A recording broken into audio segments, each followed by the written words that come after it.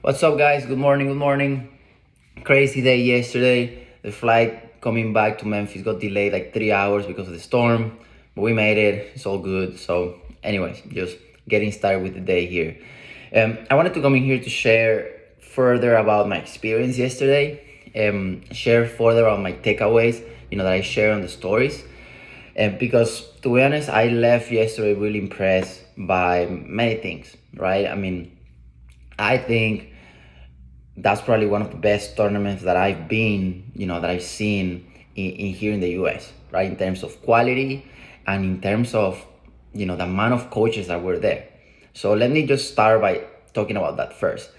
Hey guys, you have no idea the amount of college coaches that I saw there and the amount of scouts from professional teams or agents.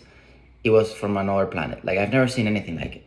What I'm telling you, let's say there was a soccer field here, and you had this line full of college coaches sitting down in their chairs, like completely all the way around, packed, and not any given school. It was the best of the best schools. We're talking about Ivy League schools, even, Harvard, Yale, Brown.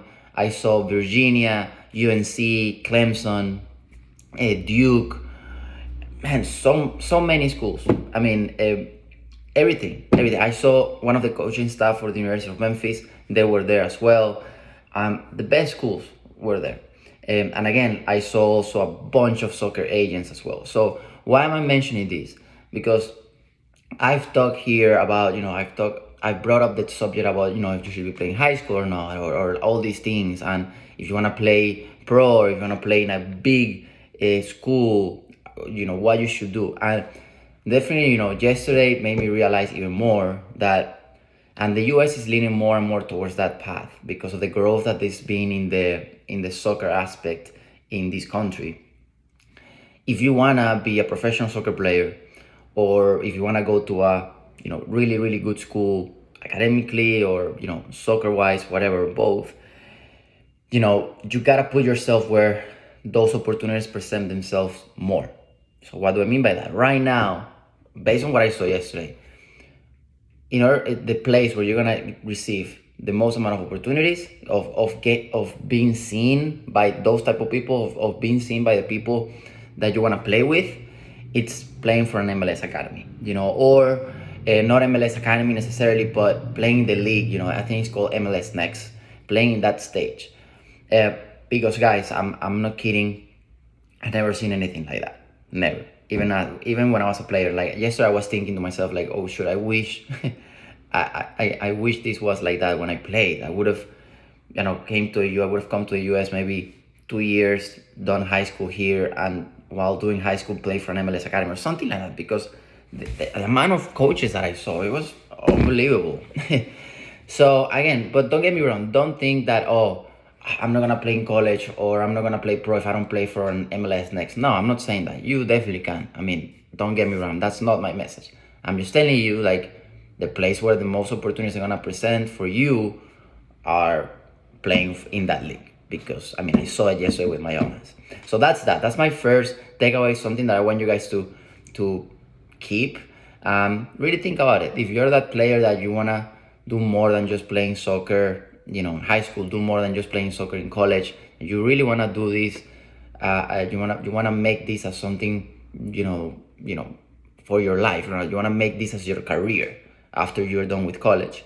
Then yeah, really consider that, because you gotta put yourself in a professional environment. And as of right now, that's, if not the most professional environment, one of the most professional environments for youth soccer in the United States. So anyways, that's that. Then second, like I mentioned yesterday, I share my 3 takeaways. Guys, number one, like I put it, the first touch. Unbelievable. I saw so many games. More than 8 games. I saw, MLS academies playing against each other. I saw international teams playing against each other. I saw international teams playing against MLS academies. I saw everything. And the difference is in the first touch. And more than that, the difference in technique. If you have a good technique, a good passing technique, good first touch, and you are able to have a good body position, adjust your body properly, guys, you're gonna be above, so many soccer players in this country. And it's so important. I mean, it's so important, because having a first touch, and the proper first touch, allows you to keep the tempo, the game speed going. If you have a longer touch, or it requires you to take extra touches, you slow down, and maybe you don't realize that, but that makes a huge difference.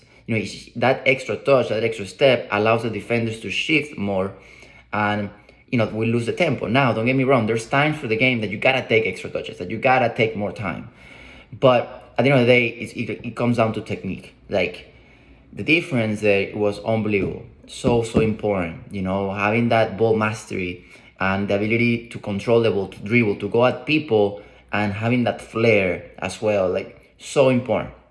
The importance of having the proper angle, position your body in a way that your first touch is good. So that's one thing, super important. I mean, it really impressed me, the level of some of the kids that I saw yesterday, the quality. They look like pros even. I mean, I was thinking that to myself, like, the way they move, the way they run, the way they position themselves, the way they dribble the ball, they look like professional soccer players already, because they are in that environment. So anyways, so that's one.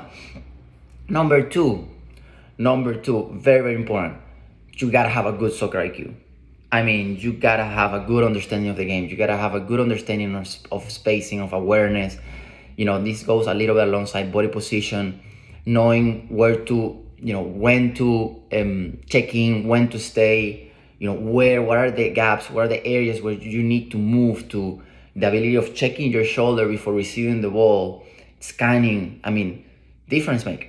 So again, it's not all about running crazy, kick the ball down the line and just run, sprint, cross. No, it's understanding. Okay, when is the right moment to do that? When is the right moment? When is a better option to just play back, for example?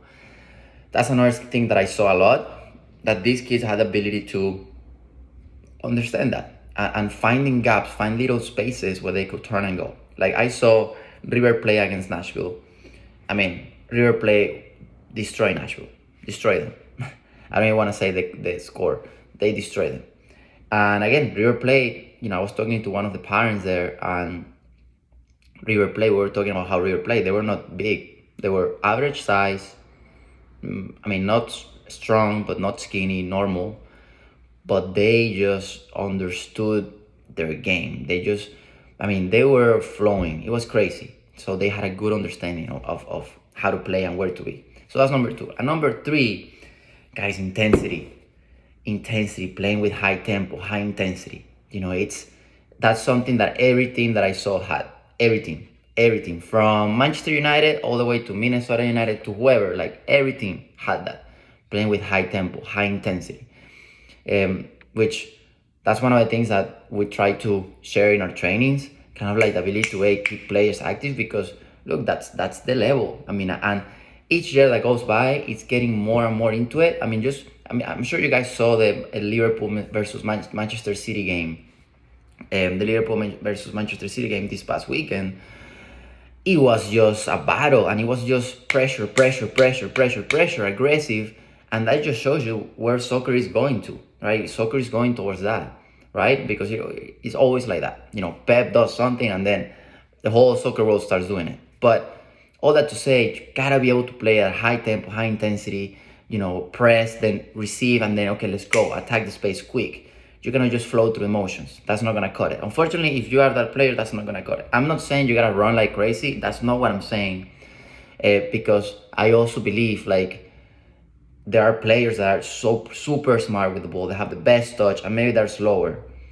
But their good soccer IQ allows them to, this other area where maybe they're not as intense, it doesn't affect them much, because they are 3 steps ahead in their head. So they are able to fix that issue if it happens. But you gotta work, you gotta play with intensity. Okay, so again, you gotta have a good technical ability, number one.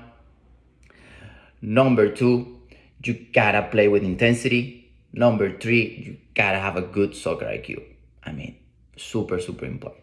So anyways, just wanted to share my overall thoughts about yesterday. First time I do something like that, just for a day, watch a tournament. I was able to catch up with some players that I coached in the past, some Magic's players, and it was great. But anyways, please let me know your comments. If you have any questions, feel free. I'll be more than happy to answer them. So anyways, I'll see you in the next one.